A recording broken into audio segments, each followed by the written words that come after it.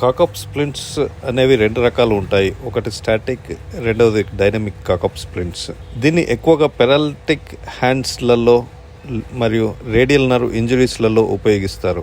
ఈ పెరాలసిస్ వచ్చినప్పుడు చెయ్యిలోని wrist, fingers, జాయింట్స్లలో వంకర్లు పోతాయి. ఫర్దర్గా ఈ చెయ్యి కండరాలు కుచించుకుపోకుండా ఉండడం కోసం న్యూట్రల్ పొజిషన్లో ఇమ్మొబిలైజ్ చేయడానికి ఈ కాకప్ స్ప్లింట్ను ఉపయోగిస్తారు. ఇది రైట్, లెఫ్ట్ హ్యాండ్స్లకు వేర్వేరుగా దొరుకుతుంది. దీన్ని అప్లై చేసే విధానం ఇక్కడ చూడండి. పెరాలసిస్ వచ్చిన చెయ్యిని ఫింగర్స్ను స్ట్రైట్గా ఉంచేటట్లుగా, మణికట్టును స్ట్రైట్గా ఉంచేటట్లుగా దీనిపై పెట్టడం. ఆ తర్వాత మణికట్టు ప్రాంతంలోని స్ట్రాప్ను బలంగా ఫిక్స్ చేయడం. ఆ తర్వాత మోచేతి ప్రాంతంలోని స్ట్రాప్ను వేయడం.